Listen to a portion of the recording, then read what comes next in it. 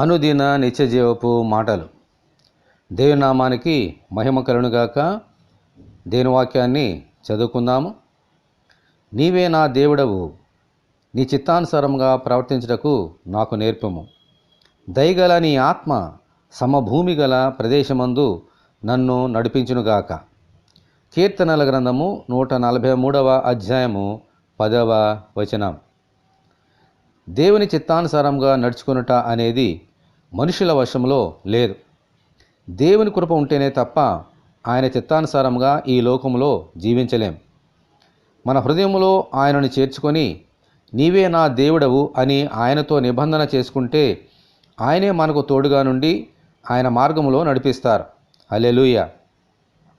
అంతేకాదు, మన ప్రభువు వాగ్దానం చేసిన ప్రకారముగా ఆదరణకర్త అనగా పరిశుద్ధాత్మ మనలను సమభూమి గల ప్రదేశంలో నడిపిస్తారు, అనగా సర్వసత్యంలోనికి నడిపిస్తారు. ఆమేన్. హల్లెలూయా.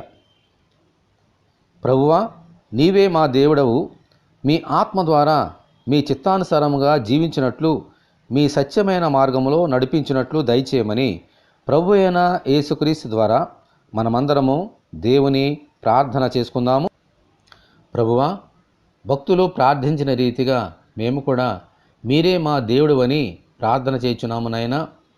ఈ లోకములో మీ చిత్తానుసారముగా జీవించడానికి మా జ్ఞానము సరిపోదు. మీ కృప ఉంటేనే కానీ మేము ఆ కార్యమును చేయలేం. మేమెల్లప్పుడూ మీ యొక్క చిత్తమును నెరవేర్చినట్లుగా మీ కృప మాకు అనుగ్రహించండి. అంత మాత్రమే కాదు, మీ ఆత్మ చేత మమ్మలను సర్వసత్యములోనికి నడిపించండి.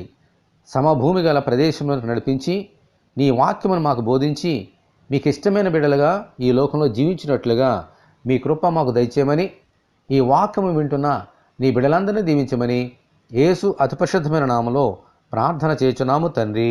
ఆమేన్. మన తండ్రి అయిన దేవుని ప్రేమ మనకందరికీ తోడేయునుగాక. ఆమేన్. పరిశుద్ధ దేవుని మందిరం.